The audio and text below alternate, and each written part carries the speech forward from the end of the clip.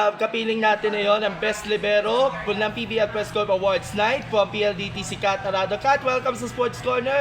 How does it feel na matanggap ka ng award from this prestigious event na organized ng ating mga media na nagpo-cover nga ng PBL? Unang-una, very thankful po ako for this award and syempre, privileged to have this award kasi po, syempre ang dami po namin libero na capable talaga and very thankful ako kasi ako po yung napili and thankful din ako sa mga support system ko, lalo na ang PLDT management talaga. Okay, going back nga dun sa inyong performance from the 2025 and 2026 season, gaano ka ba, sabihin natin, kaanda at of course, ano yung mga beneficial, sabihin natin, naitulong ninyo upang magkaroon kayo ng strong connection, strong depensa bilang isang libero ng PLDT and of course yung great communication sa mga teammates nyo po? Siguro kasi yung maturity ng team talaga, nandun na talaga siya. And yun talaga yung binibuild talaga namin all throughout the years. And thankful ako kasi lalo na yung mga pumasok sa amin na mga matured and championship caliber player na talaga. And ang dami ko natutunan sa kanila yung calmness ng bawat isa, yung maturity, and lalo na yung eagerness na matuto talaga everyday. So, for now, tuloy-tuloy ba yung training natin, Kat, para dito sa PLDT coming next season?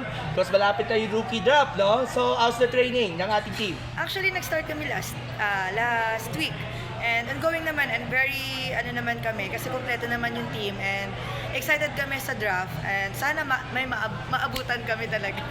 Of course, malapit na rin yung rookie draft ng PBL. So, gaano ka ba excited kung sakali may mga pipili tayo ng mga rookies para dito sa upcoming season na rin? Actually, very excited ako kasi ang dami nagtitraining sa amin, nagtitry-out ng mga nagpa-draft and lahat talaga sila capable and alam ko marami silang matutulungan at matututo sa mga teams na mapupuntahan nila. Ano yung mai-contribute ninyo this next season? Lalo na, of course, newbies, veterans, and of course, ang ating road to PBL crown para sa PLDT. Ano ang asahan natin for next season?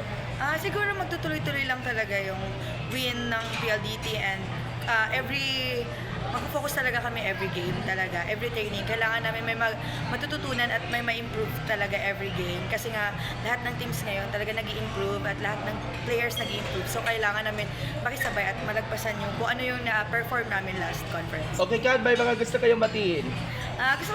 Unang-una gusto ko lang mag-thank you sa PLDT family and sa mga lahat ng supporters ng PLDT and sa volleyball community and sa family ko din. And maraming salamat. Thank you so much, Kat. And you of po. course, nice to meet you po. Nice.